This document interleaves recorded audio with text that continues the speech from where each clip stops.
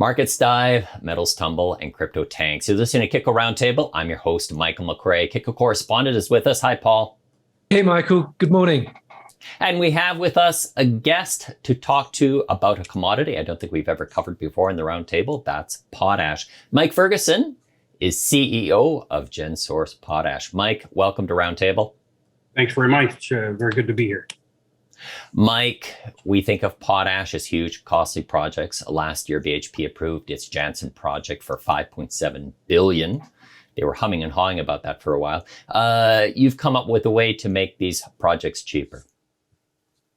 That's right. Gensource is a development company that's bringing a new twist to the potash industry. We are made up of individuals who are veterans in the industry. We've been in the industry for our entire careers, developed previously the large-scale projects that define the industry. And from that experience, it came to these new ideas around scalability, environmental sustainability. These don't sound like new ideas in the wider world, but in the potash industry, these are brand new ideas.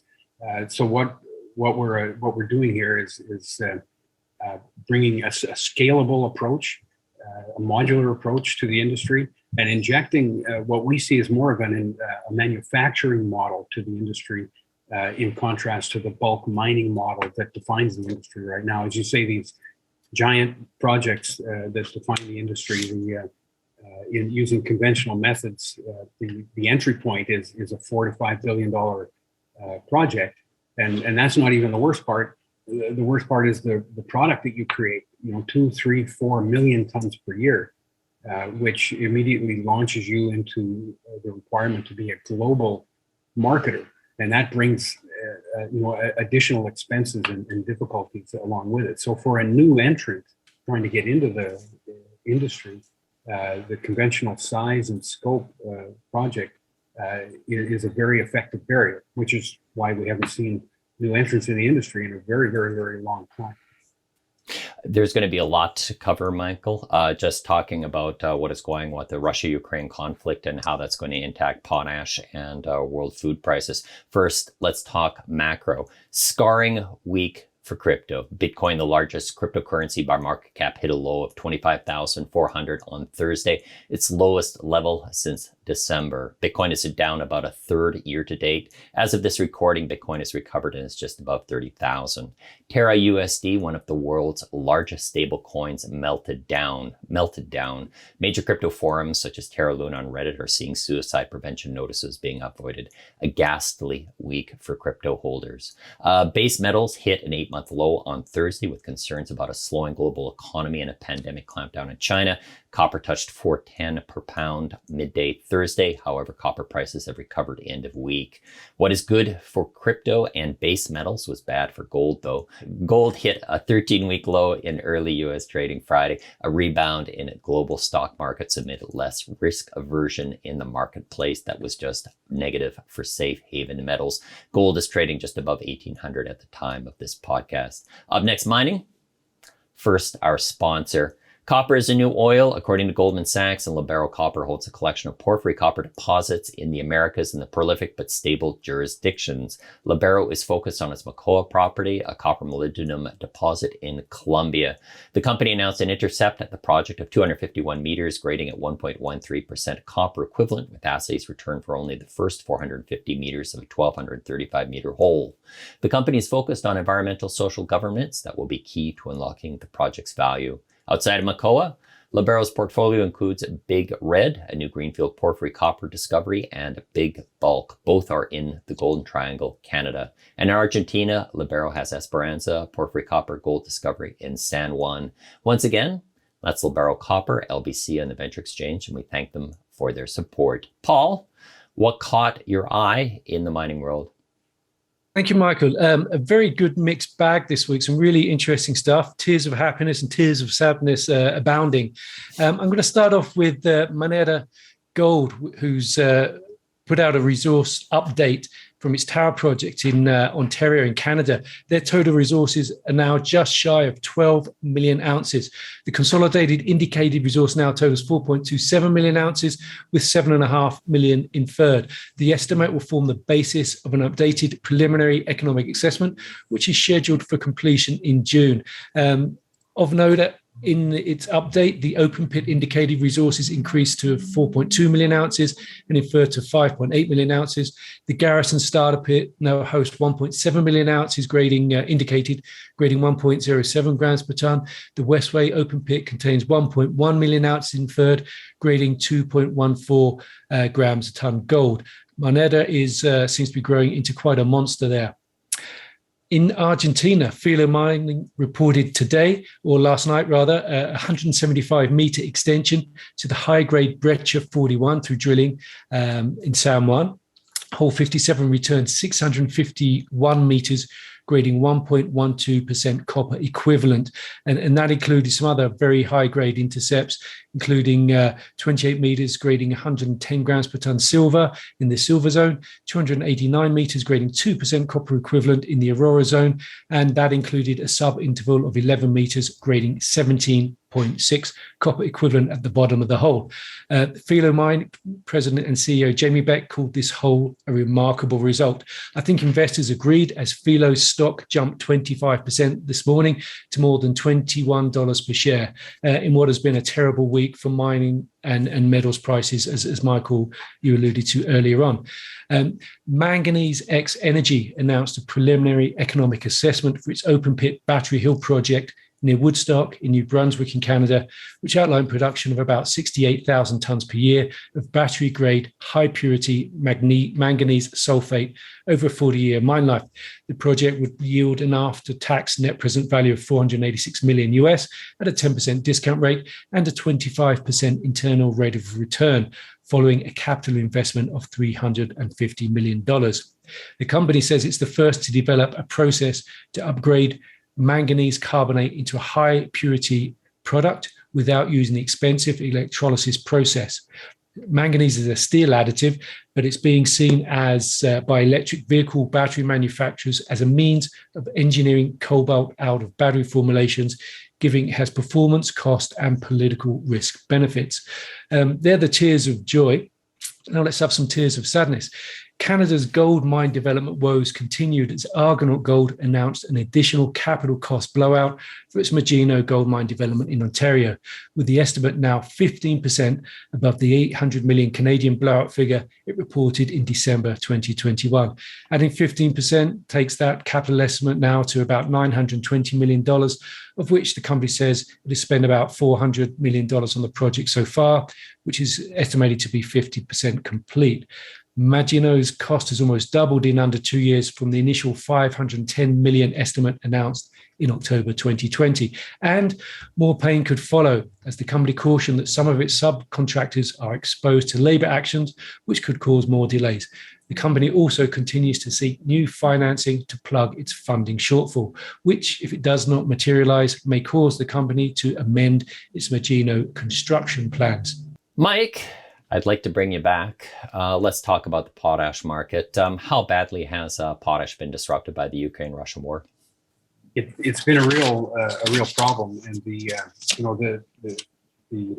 invasion of Ukraine by Russia really has shone a light on or exposed the lack of resiliency in the supply chain for potash. And it's fundamentally something as industry insiders that we've been concerned about, and is the reason we started Gensource to do what we're planning to do.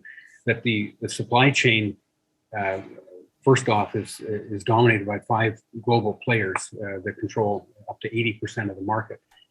And further, the producing assets of each of those 5 are each individual large scale mines, and some of them getting now very old. So you have a situation where a problem at any one producing asset can have a global impact. And we saw this, the whole situation that we see here today actually started about a year ago, last June. Mosaic's K1, K2 Esterhazy mines in Saskatchewan flooded. They've been fighting water there for decades. It wasn't a big surprise, but they lost the battle in June, and overnight, essentially, the industry lost 5 million tons a year of productive capacity. Just boom, gone. Never to be recovered. Of course, a potash mine, the ore zone is water soluble, so when it floods, that's the end of it. It's not recoverable after that. Then we had political issues in the fall with Belarus and political sanctions coming in that put eventually hampered Belarus Kali, which produces up to 12 million tons per year of potash. It put them under a cloud. They're now formally sanctioned by most countries in the world. And then in February, of course, we had Russia invading Ukraine. And Russia has a potash producer, Uralkali, that also produces up to 12 million tons per year of potash. So all of a sudden now we have a situation where 40% of the world's potash production is under a cloud. It's either actually sanctioned or difficult to access to the point that it's effectively off the market to a large extent. So, and that 40% is not something that it's too big of a number. It can't be made up by other producers. Trade flow can't adjust around a number that big. So the end result is that the world will go short of potash. And potash is one of the three main macronutrients in fertilizers: N, P, and K, nitrogen, phosphates, and K, potassium. And with that, the fertilization of crop production is ultimately impacted. Paul? Michael, you've obviously talked about, the cost, well, the availability is going to be restricted or is being restricted going forward. What's the cost impact on that if you can get it? And also, can you add to the availability aspect? Because, it's not just a case of, you'd ring up, Russia and get some potash. Is it now getting to become a sort of political thing, where it's an intergovernmental thing, trying to source potash rather than, companies or farmers trying to get potash? It's the governments that are trying to get it because they realize that if they don't, their agricultural sectors, could have a really hard time, and that could produce other political ramifications at home.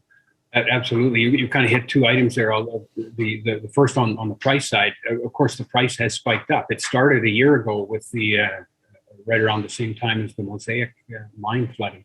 And it has continued upward very sharply in the fall and into this year. So we currently have a situation at the retail level here in North America. At least farmers are paying 2.5 to 3 times what they did last year for a ton of potash.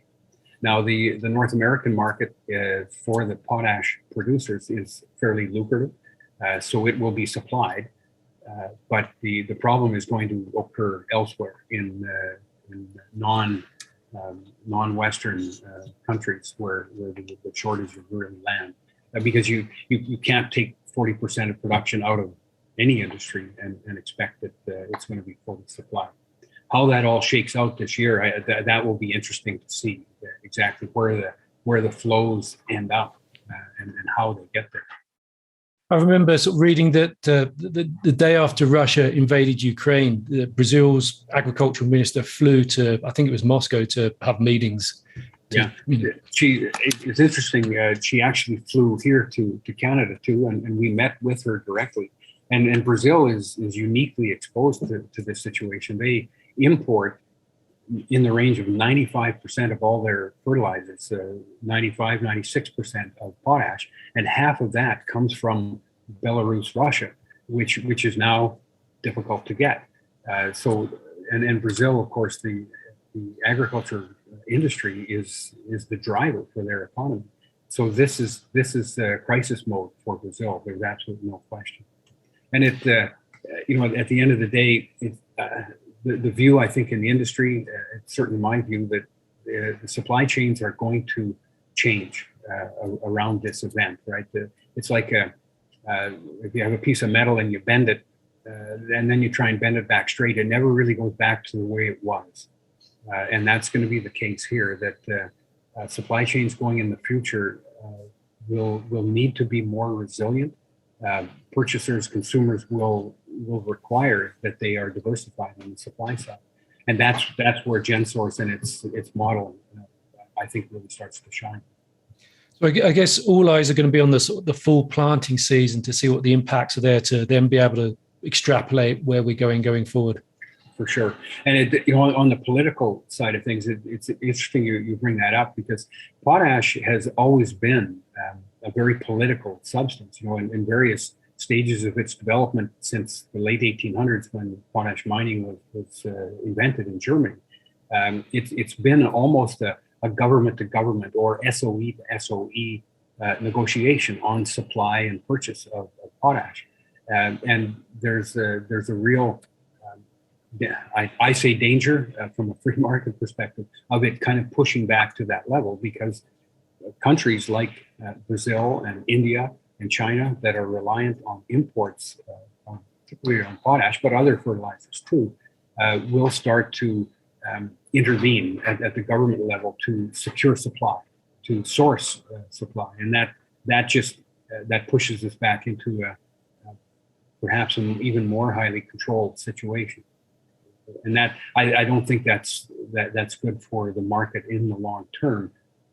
And again, that's Gensource's model, is to start to create these scalable, modular, separate and independent supply chains. Right, we're working outside of the existing potash producer controlled systems, and supplying direct to retail from a mine in Saskatchewan. That's a fundamental model. And we think that's the long-term solution. Now, these things take a long time, right? The change of this magnitude takes a very long time, and it will be decades before it can all shake itself out. What happens in the next couple of years, I think, is going to be very interesting, and may require governmental intervention to make sure that the fertilizers are supplied where they need to be supplied. Mike, could you talk about the decisions that were made when BHP was looking at its Jansen? Because I'm guessing they had to spend all of this money, and then you're building this massive mine, and then now that you have all of this output that's going to be put onto the market. So that was kind of the real difficulty that they had in terms of kind of making a decision until they finally greenlit it. And again, I think that's what Gensource is trying to answer. Exactly. And you're right. BHP announced, I think last year, that they're proceeding with the remaining $5.7 billion construction plans for Jansen, after already having spent in the range of $4 or $4.5 billion to that point. So it was a long process for BHP, and I certainly have no inside information there. I don't speak for them, but it does speak to the difficulty of breaking into this industry, that it is so tightly controlled, and the barriers to entry are so severe that even an organization of the size and capability of BHP took that long to number one, decide they want to be there, and number two, to determine what the best way in was, and to find the right timing to get in. So I think, to me, it underscores the degree of difficulty of breaking in as a new entrant to this industry. Mike, what's the stage of the projects at Gensource? So the Gensource is all about multiple projects, each being a cookie cutter of the first. The first project is called the Tagaski Project. It's called that because the local village is named Tagaski. We have 11 mines in Saskatchewan. They're all named after the local villages. So the Tagaski Project is shovel ready. It's fully permitted, ready to get into construction. We have our engineering team ramping up. We're doing some detailed design work and upfront procurement work. We have our senior debt package committed through a club of KfW IPEX Bank in Germany and Societe Generale. So the project has been through their credit committees, and that debt facility is committed.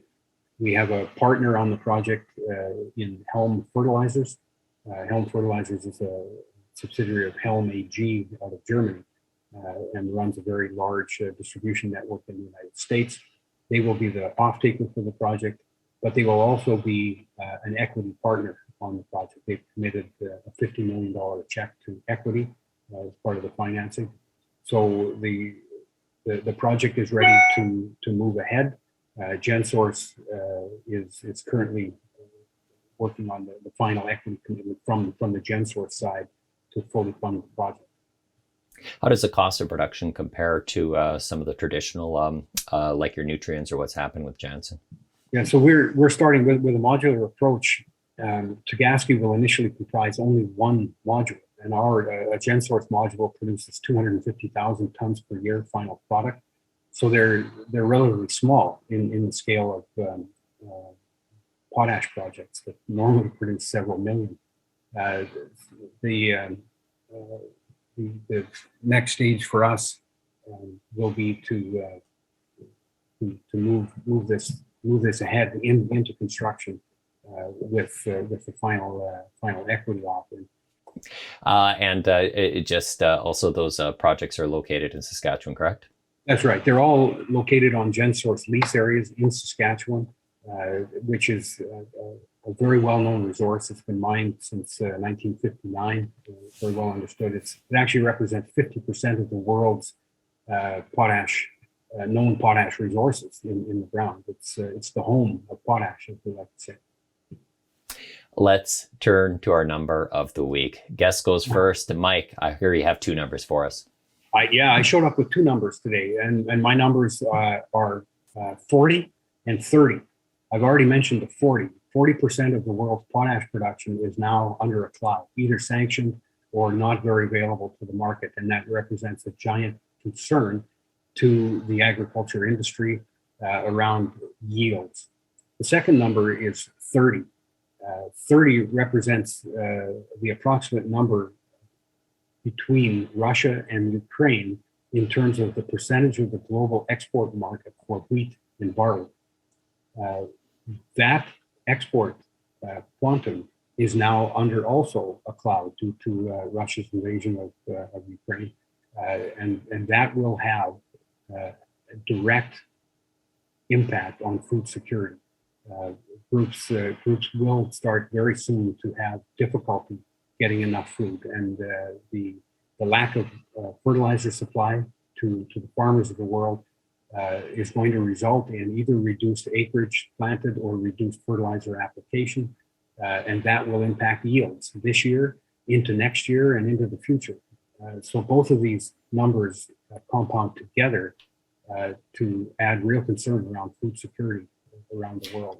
You and I will complain about prices at the grocery store, but there are areas of the world that will go short of food, and that's a tragedy. We're already seeing headlines and how would you say protests just regarding rising food prices, and probably will carry on. Paul, what's your number? Well, given that we are in an inflationary environment, I haven't got one, I've got four numbers this week, and they're all related to the fact that Elemental Royalty successfully defended a hostile all-share takeover by Gold Royalty, which terminated its unsolicited offer.